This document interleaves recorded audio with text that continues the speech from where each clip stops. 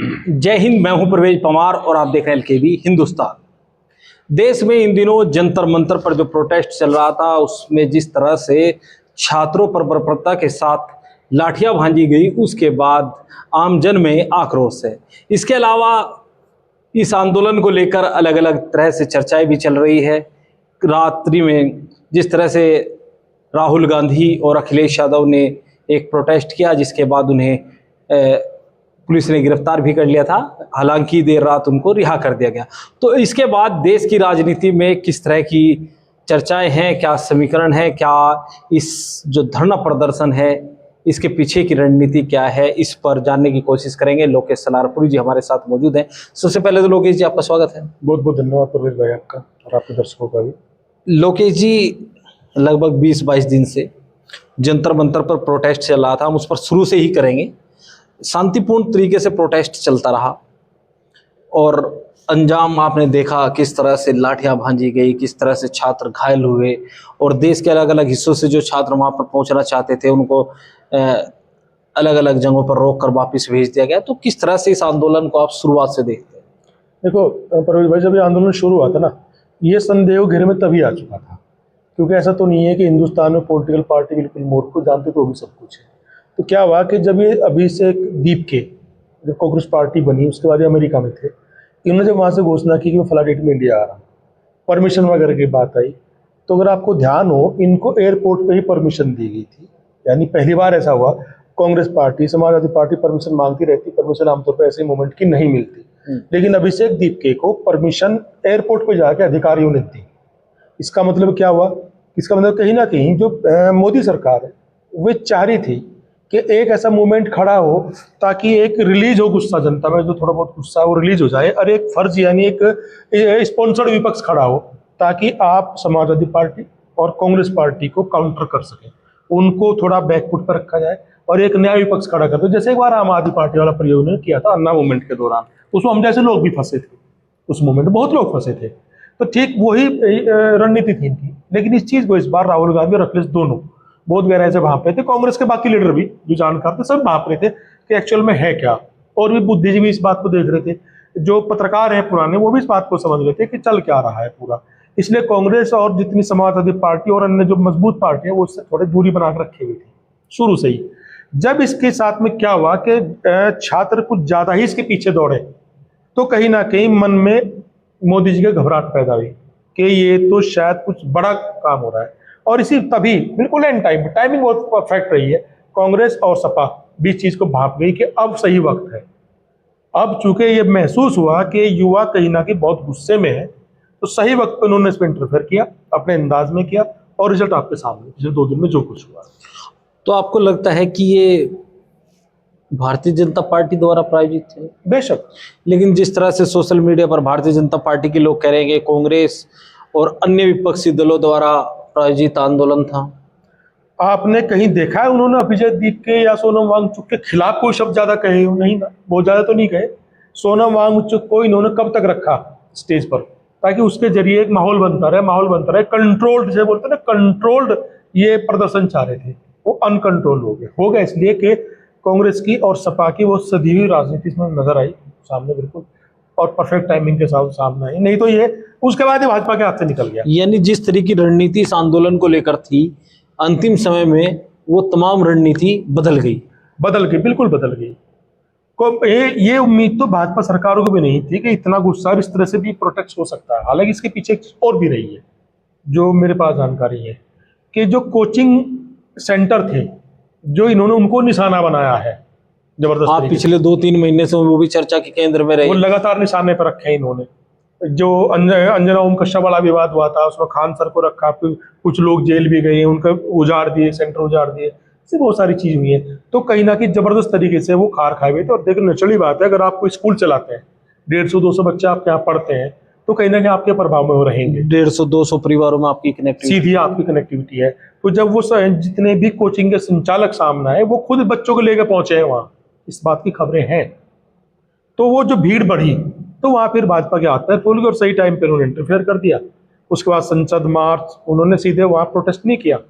जो political party थी वो बहुत चालाकी की, बहुत होशियारी के साथ इस प्रोटेस्ट को अपने तरफ मोड़ के ले गई। और नीट जैसे एग्जाम को लेकर आंदोलन था, जो बड़ा महत्वपूर्ण एग्जाम माना जाता है, और अधिकतर 70% परिवार जो अपने बच्चों को शिक्षा देता है तो वो यही सोचता है कि डॉक्टर बने, 30% इंजीनियर सोचते हैं। परवेज भाई, एक आम आदमी उसके लिए क्या होता है सबसे बड़ा, कि मैं अपने बच्चों को कामयाब देख लूँ, अपने मेरे बच्चे कामयाब हो जाए। तो जाहिर सी बात है, एजुकेशन इतना बड़ा मुद्दा इंडिया में बन चुका है। एक आम आदमी के लिए आपकी अब अपने बच्चों को बढ़िया लेवल में पढ़ाना लगभग असंभव है। खास लोगों की बात अलग, उनके पास तो पैसा है, उनके तो अलग बहुत सारी एक तरीके से सिस्टम उनके लिए है। लेकिन आम आदमी अपने बच्चों को इतनी महंगाई में कैसे पढ़ाएगा?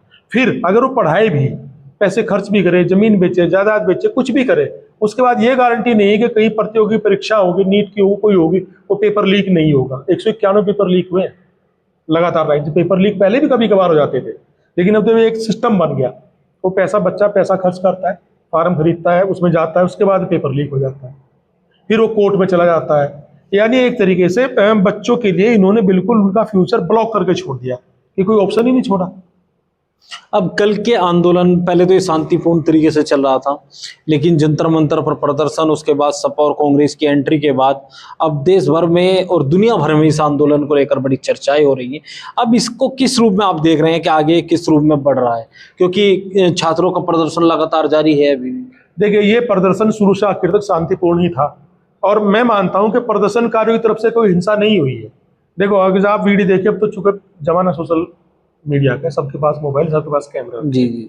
अब आप देखिए वहां क्या हुआ, जंतर मंतर पे क्या हुआ, संसद मार्ग पे क्या हुआ, कि वहां पुलिस के पास पहले से पत्थरों की गाड़ियां, हरियाणा नंबर की गाड़ी थी, वो जो ये होता है ट्रक, पत्थर भरे हुए थे, और पुलिस वाले पत्थर फेंकते हुए दिख रहे हैं वीडियो में।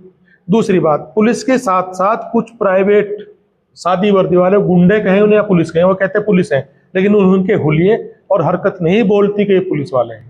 यानी जो वहां पर जो अन्य जवान थे, चाहे वो आरएएफ के हों या दिल्ली पुलिस के हो, वो पूरी ड्रेस में थे। हालांकि कुछ के पास नेम प्लेट नहीं थी, लेकिन विद कैप थे, जो सामान्य तौर पर पुलिस में नहीं देखा जाता कि वो कैप लगा कर रखे, लेकिन वहां पर जो ड्यूटी कर रहे थे वो कैप के साथ थे। मैं वही तो कह रहा हूँ, वो कैप के साथ थे, लेकिन इन जो प्राइवेट गुंडे थे ये क्या कर रहे थे? माहौल किसी ने खराब किया? इन प्राइवेट गुंडों ने। प्राइवेट गुंडों के पुलिस के साथ प्राइवेट गुंडे उनके संरक्षण में कैसे थे वहां? तो शांतिपूर्वक एक मूवमेंट, एक जो एजिटेशन चल रहा था, उसको ये हिंसात्मक मोड़ किसने दिया? ये सरकार ने दिया, उन प्राइवेट गुंडों ने दिया, जाहिर सी बात है। और उसके बाद फिर भी आप बदनाम करने की कोशिश एजिटेशन को कर रहे हो, लेकिन देख तो सभी रहे ना, क्योंकि आप तो वीडियो पड़ी ना, सारी लाइन लगी पड़ी है। आप स्क्रॉल करो, हर दूसरी वीडियो आपको वही मिलेगी, जो पुलिस दमन है, जो उन गुंडों की हरकतें हैं, सब सामने आ रही है। तो क्या ये जो लाठीचार्ज हुई और देश के अलग अलग हिस्सों में इसको लेकर बड़ी नाराजगी सरकार के व्यवहार को लेकर की जा रही है, तो क्या अब इस पर और ज्यादा चर्चाएं होंगी? आज तक हिंदुस्तान में जितने इस तरह के जो मूवमेंट चले हैं, वो सारे युवाओं ने चलाए, छात्रों ने चलाए। 77 में जब जनता पार्टी की लहर आई थी, कांग्रेस की सरकार इमरजेंसी के बाद हुई थी, वो मूवमेंट भी छात्रों का ही था। उसके बाद अन्ना मूवमेंट को आप देख लो, उसमें ज़्यादातर युवा छात्र ही जुड़े हुए थे। वो छात्र थे या वो थे, कुल मिला के युवा थे सारे के सारे। इस मूवमेंट में कौन सीधे सीधे छात्र हैं, तो इसका इम्पैक्ट नहीं जाएगा ऐसा तो कोई वजह ही नहीं है। ऊपर से लाठीचार्ज आपने करते, हिंसा कर दिया जबरदस्त।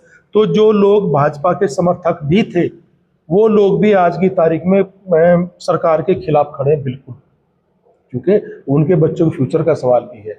और एक माहौल बन गया, जब किसी मोमेंट ऐसा कोई चलता है धरना प्रदर्शन, उसमें जब हिंसा आती है ना, तो जो लाठीचार्ज और उसकी वीडियो चली जाए, तो ऐसा हो ही नहीं सकता कि आम जन के बीच में उसको लेकर रोष पैदा ना हो। अब मुझे नहीं लगता कि सरकार इसको संभाल पाएगी। अब इस आंदोलन को, कोई आंदोलन देश में हो और राजनीति उसमें ना हो, ऐसा हिंदुस्तान में तो संभव नहीं है। हर आंदोलन के पीछे एक राजनीतिक दल होता है।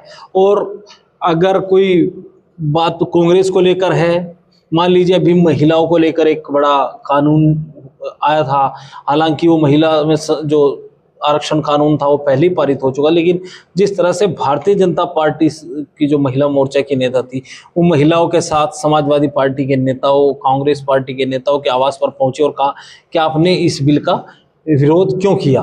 तो कहीं ना कहीं चाहे विपक्ष हो चाहे सत्ता हो, वो अपने लोगों को एक्टिव करते हैं और किसी भी सरकार की या विपक्ष की नाकामी को आम जन में भेजने का काम करते हैं, दर्शाने का काम करते हैं कि इन्होंने ये गलत किया है। अब उसी भूमिका में कांग्रेस पार्टी और समाजवादी पार्टी है। जैसे ही राहुल गांधी और अखिलेश यादव के गिरफ्तार होने की खबर सोशल मीडिया पर वो वीडियोस वायरल हुए, तो उसके बाद प्रदेश, खासकर उत्तर प्रदेश के अलग अलग हिस्सों में समाजवादी पार्टी और कांग्रेस से जुड़े लोग आंदोलन करने लगे और बड़ी संख्या में समाजवादी पार्टी के नेता हो या कांग्रेस पार्टी के नेता हो, उनको हाउस अरेस्ट कर लिया गया।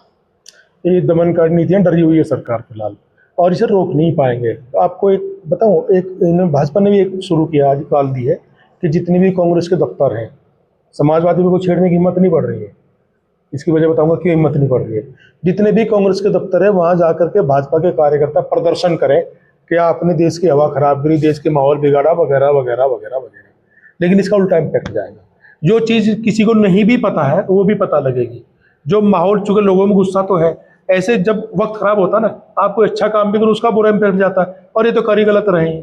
तो इसका जो ये कई गुना बढ़ के सामने आएगा कि एक हफ्ते में आप देखना ये माहौल बहुत ज़्यादा खराब होने वाला है। इस सरकार के खिलाफ बहुत ज़बरदस्त आक्रोश जनता में फैलने वाला है। अब जो मैं कह रहा था कि समाजवादी पार्टी के खिलाफ एक कॉल नहीं दे पा रहे, क्योंकि समाजवादी पार्टी उल्टे यूपी में ही है और संगठन बहुत मजबूत है, और वो संगठन वो अग्रेसिव वाले संगठन वाले हैं, वो डरते भी नहीं है।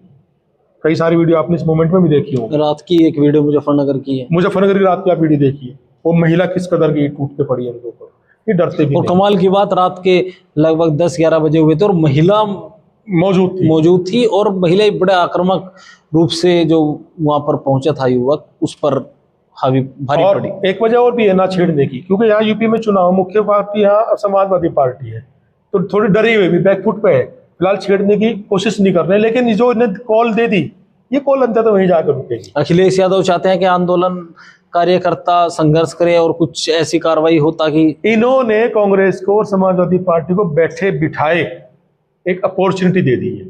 मैं कहूँगा ये मूर्खता थी, छेड़ना नहीं चाहिए था। बैठे बिठाए अपॉर्चुनिटी मिल गई। जो संगठन के लुंज पुंज भी था, कहीं काबू में नहीं था, वो भी सारा एक हो गया, और वो सारे के सारे पूरा माहौल बन गया सरकार के खिलाफ।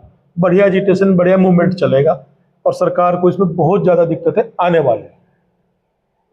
यानी सब कुछ अब इतना आसान नहीं है। अब इतना आसान नहीं। पहले भी हालत खराब थी यूपी में, तो खासतौर पर यूपी के चुनाव में हमारा भी चर्चा करते रहे कि स्थिति खराब है, लेकिन अभी और स्थिति खराब होने वाली है। जो थोड़ा बहुत सहानुभूति या कुछ भी चीजें मिल रही थी, वो अब और जाएंगी दूसरी तरफ। अगर एक गांव में 4 बच्चों के खिलाफ ऐसा कुछ हुआ है, तो 4 परिवार जुड़े, जो गांव में तो बहुत आपस में लोग मिलते जुलते रहते हैं, एक दूसरे बात। अब्दुल की भूमिका को इसमें किस तरह से देखते हैं? बहुत शांत, बहुत समझदार, बहुत शांत है, बहुत समझदार, बिल्कुल दूर बैठ के देख रहा है, क्योंकि उसे पता है तुम अगर बीच में आओगे, तो बहुत अग्रेसिव होता है मुस्लिम, वो डरता भी नहीं है कहीं भी। उसे पता अगर तुम बीच में आओगे तो माहौल खराब करने में भाजपा को मौका मिल जाएगा, इसलिए बड़े चुपचाप आराम से दूर बैठ कर देख रहा, बिल्कुल सही कर रहा है। जो टारगेट पे रहता है हमेशा मुस्लिम, तो यहाँ वो बिल्कुल मैं तारीफ करूंगा, मैं मुस्लिमों की समझदारी की तारीफ करूंगा। इस पूरे सिस्टम से बिल्कुल चुपचाप दूर से देख रहे हैं, बैठ वो तेल देख रहे हैं, तेल की धार देख रहे हैं और खेल देख रहे हैं। और जब खेल होगा तब एंड टाइम पर उनकी एंट्री भी होगी, लेकिन वो इस अंदाज में नहीं होगी जिस अंदाज में भाजपा उम्मीद कर रही होगी। तो अब जाकर वोट पे एंट्री होगी, वो हमेशा भी होती है। तो जिस तरह से देश में जंतर मंतर पर धरना प्रदर्शन चल रहा है, लगभग 20-22 दिन से वो धरना प्रदर्शन चल रहा है। इसके अलावा रात के कल जो घटनाक्रम हुआ, उसके बाद प्रदेश और देश के अलग अलग हिस्सों में भी धरने प्रदर्शन हो रहे हैं। समाजवादी पार्टी और कांग्रेस नेताओं को हाउस अरेस्ट किया हुआ है। इन तमाम मुद्दों पर हमने लोकेश सलारपुरी जी से चर्चा की इस वीडियो में। बस इतना ही। आगे की अपडेट के लिए बने रहिए LKB हिंदुस्तान के साथ। जय हिंद।